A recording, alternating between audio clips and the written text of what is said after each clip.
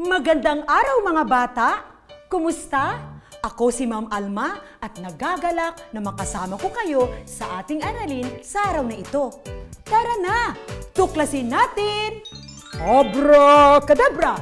Ang hiwaga sa mundo ng MTB, MLE, Hiwaga Aralin 2.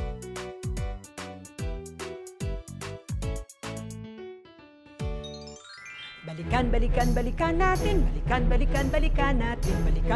balikan natin ang nakaraang aralin. Panuto, tukuyin ang mga sinalungguhitang pangalan sa mga sumusunod na pangungusap. Piliin ang letra ng tamang sagot. Unang bilang, sina ate, kuya at nanay ay aalis para bumili ng gamot ko. Ang pangalang may salungguhit ay ate, kuya at nanay. Pangalawang bilang, ako ay bumili ng pusa at aso para panregalo sa nanay ko.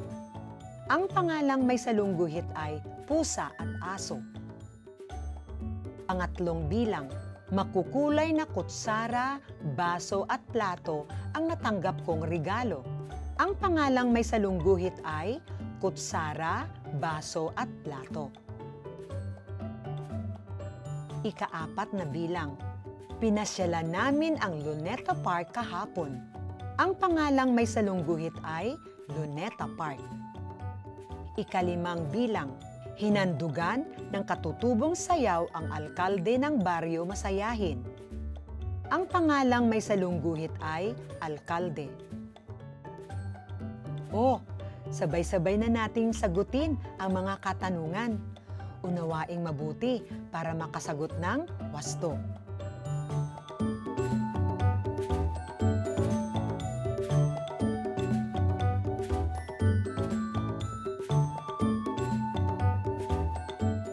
Sina ate, kuya at nanay ay aalis para bumili ng gamot ko. Ang pangalang may salungguhit ay ate, kuya at nanay.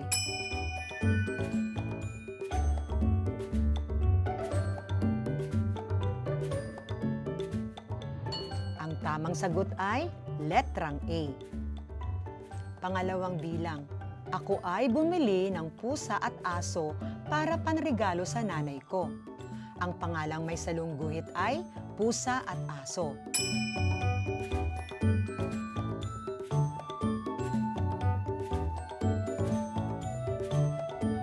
Ang sagot ay letrang B. Hooray! Tama ang sagot mo. Pangatlong bilang, makukulay na kutsara, baso at plato ang natanggap kong regalo. Ang pangalang may salungguhit ay kutsara, baso at plato.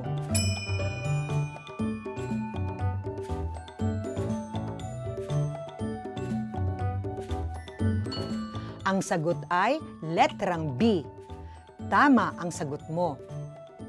Ika-4 na bilang, pinasyalan namin ang Luneta Park kahapon.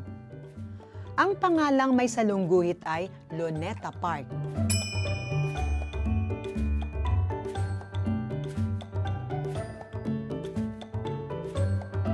Ang sagot ay letrang D. Mahusay. Correct pa rin ang sagot mo. Ika-5 bilang, hinandugan ng katutubong sayaw ang alkalde ng baryo Masayahin. Ang pangalang may salungguhit ay alkalde.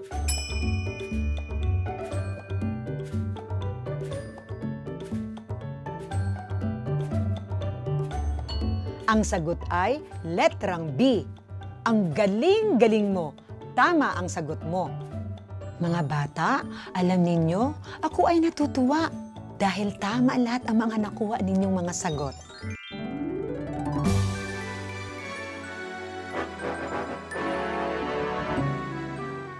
O mga bata, alam kong nasasabik na naman kayo sa aking mga kwento. Makinig mabuti at unawain ang aking ibabahaging kwento tungkol sa batang si Dindin. Ang hardin ni Dindin. May isang batang ulilang, ang pangalan ay Dindin. Wala na siyang magulang na nakilala mula nang siya ay nagkamalay. Sa ampunan ako nakatira. Dito sa bahay na ito, inaalagaan ng mga madre o pari ang mga batang walang magulang na tulad ko. Pag-aalaga ng hardin ang gawain ko rito sa ampunan araw-araw. Sa aking hardin, kaakit-akit ang mga makukulay at magagandang bulaklak. Ang mga paru-paro, tutubi at bubuyog ay naglipa na tila hindi napapagod sa pagbabalik-balik na pagdapo sa mga bulaklak.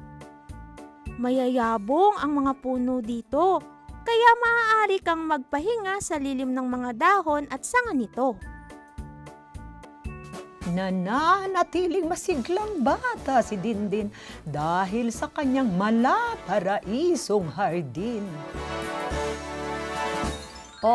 Sa susunod nating pagkikita mga bata, marami pa akong kwento sa inyo. Laging isagawa ang kabutihang asal.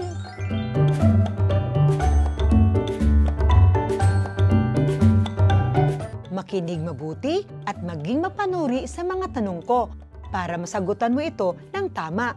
Handa ka na? Unang katanungan.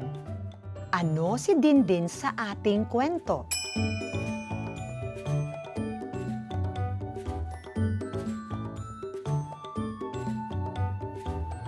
Ang sagot ay, si Dindin ay ulilang bata. Tama ang sagot mo. Pangalawang bilang, saan nakatira ang batang ulila?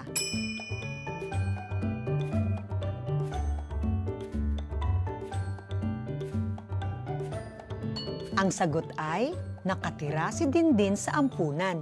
Magaling! Tama ang sagot mo. Pangatlong bilang, maliban sa mga salitang ulila at ampunan, ano-ano pang mga salitang sinalungguhitan?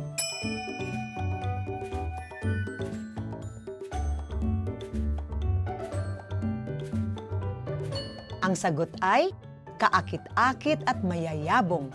Tama ang sagot mo. Ang mga salitang ulila, ampunan, kaakit-akit at mayayabong ay mahirap unawain. Madaling maunawaan ang kahulugan ng mga salita ayon sa gamit ng mga salita sa pangungusap. Tingnan ang salitang binilugan at sinalungguhitan. Ang salitang binilugan ay kaakit-akit at ang mga salitang may salungguhit na makukulay at magaganda ay ang nagbibigay kahulugan sa salita upang madali itong maunawaan. Sa aking hardin, kaakit-akit ang mga makukulay at magagandang bulaklak. Ang mga paru-paro, tutubi at bubuyog ay naglipana na tila hindi napapagod sa pabalik-balik na pagdapo sa mga bulaklak. Sa pangalawang pangungusap, ang salitang binilugan ay naglipana at ang mga salitang may salungguhit na tila hindi napapagod sa pabalik-balik ay ang nagbibigay kahulugan sa salita upang madali itong maunawaan. May mga salitang nililang natin mula sa kwento, katulad ng kaakit-akit, ampunan, ulila at naglipana. Ito ay madali nating maunawaan ayon sa gamit ng mga salita sa pangungusap. O mga bata, isang pagsasanay pa ang aking inihanda. Paalala, maging mapanuri para lahat ng sagot mo correct. Ihanda ang lapis at papel. Panuto, ibigay ang kahulugan ng mga salitang may salungguhit mula sa mga sagot na pagpipilian. Isulat ang letra ng tamang sagot sa sagutang papel. A. Paaralan. B. Palabas. C. Tumubo. D. Masaya. At E. Mahirap. Unang bilang. Para sa mga maralita, mahalaga ang bawat butil ng bigas. Ano ang kahulugan ng salitang maralita sa mga pagpipilian?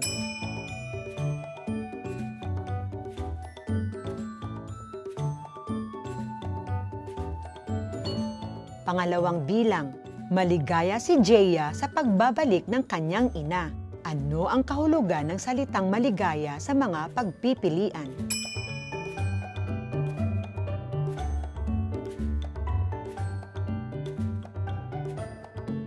Pangatlong bilang, dumalo kayo sa ating palatuntunan. Ano ang kahulugan ng salitang palatuntunan sa mga pagpipilian?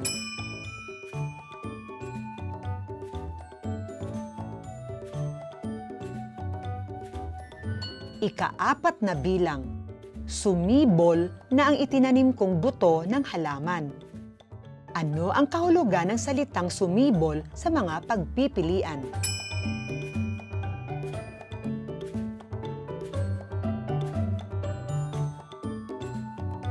Ika-5 bilang, maagang pumapasok si Pedro sa eskwelahan. Ano ang kahulugan ng salitang eskwelahan sa mga pagpipilian?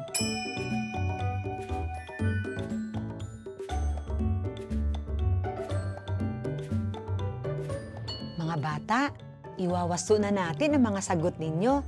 Tingnang mabuti ang mga sagot mo. Sa unang bilang, ang salitang maralita, ang kahulugan ay mahirap. Sa pangalawang bilang, ang salitang maligaya, ang kahulugan ay masaya. Sa pangatlong bilang, ang salitang palatuntunan, ang kahulugan ay palabas. Sa ika-4 na bilang, ang salitang sumibol, ang kahulugan ay tumubo. Sa ika-5 bilang, ang salitang eskwelahan, ang kahulugan ay paaralan. Kung ang mga sagot mo ay tama lahat, mahusay ka! Ano ang salitang dapat nating tandaan sa araw na ito? Dito sa ating Sali Tandaan.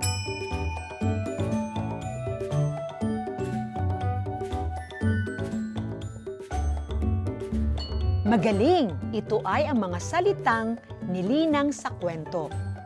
Mahalagang nauunawaan natin ang kahulugan ng mga salitang ginagamit natin sa pangungusap.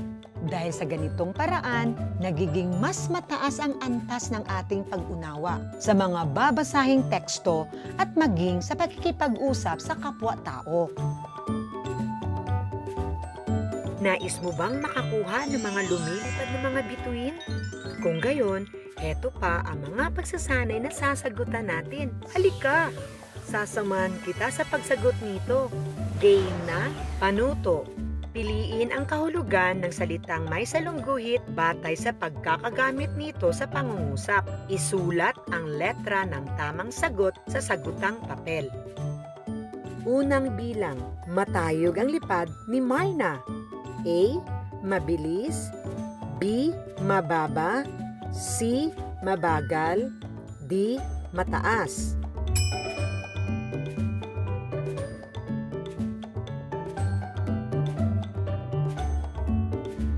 Ikalawang bilang, maliliit na sasakyan lamang ang makakadaan sa makipot na kantong ito. A. Malawak. B.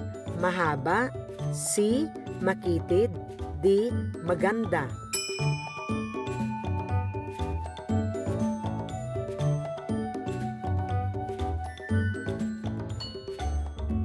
Ikatlong bilang, makupad ka kasing kumilos, Chuchay. Wika ni Pakoy. Kaya hayan, late na tayo sa klase. A. Mababa. B. Mabagal. C.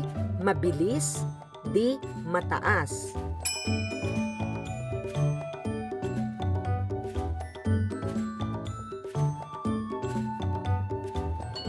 Ika-4 na bilang, ang pagtulong sa kapwa ay tanda na ikaw ay may busilak na kalooban. A. Mabuti. B. Masama. C. Masunurin. D. Matigas.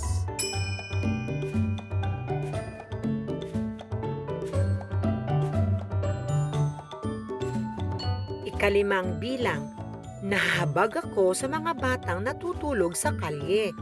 A. Naiinis. B. Naaawa. C. Walang magulang. D. Nagkukunwari.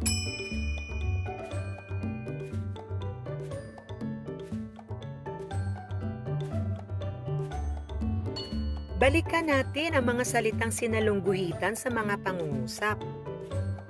Sa unang bilang, ang salitang sinalungguhitan ay matayog. Ang sagot mo ba ay letrang D? Mataas?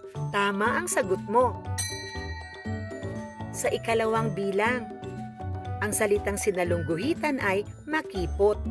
Ang sagot mo ba ay letrang C? Makitid? Tama ang sagot mo.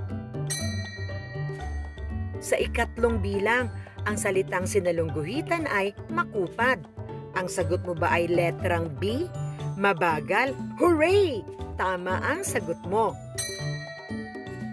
Sa ikaapat na bilang, ang salitang sinalungguhitan ay busilak.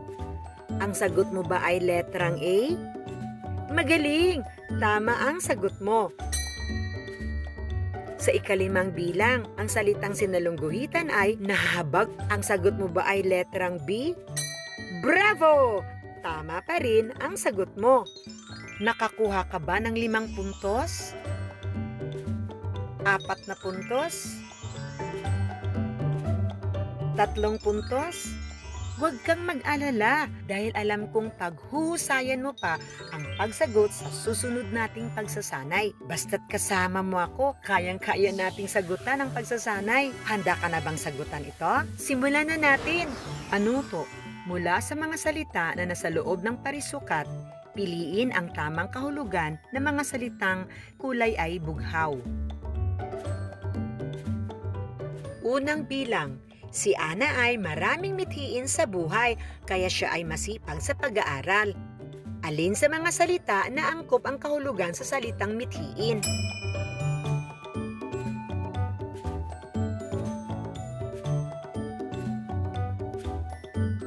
Napili mo ba ang salitang pangarap? Tama ang sagot mo. Ikalawang bilang, malinamnam ang ulam na niluto ni Aling Nita. Kaya naparami ako ng kain. Alin sa mga salita ang angkop ang kahulugan sa salitang malinamnam?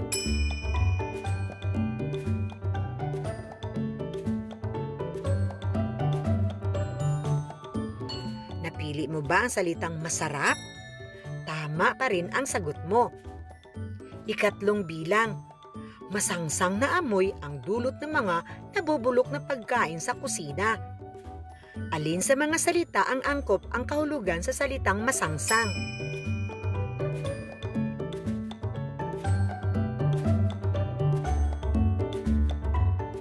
Napili mo ba ang salitang mabaho? Mahusay! Tama ang sagot mo. Kaapat na bilang, si Rafael ay tanyag na pintor. Alin sa mga salita ang angkop ang kahulugan sa salitang tanyag?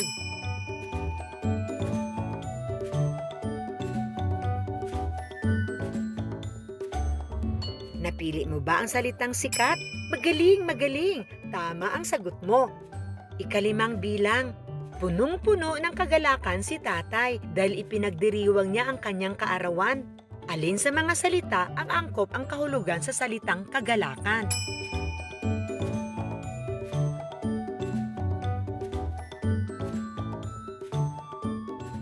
Napili mo ba ang salitang masaya? Tama pa rin ang sagot mo. Dahil dyan, nakaipon ka na naman ng 5 lumilipad na bituin mula kay Marna! Para sa karagdagang gawain, sagutan ang gawaing ito. Maraming salamat mga bata sa pagsama ninyo sa akin sa araw na ito. Bata, angat ka sa iba, marunong kang magbasa. Muli, samahan ninyo ako at ating tuklasin ang hiwaga sa mundo ng MTB MLE Hiwaga Aralin 2. Ang DepEd TV at ang inyong lingkod, si Ma'am Alma, ay kasama sa paghatid ng karunungan. Matuto, manood at makinig. Hanggang sa muli!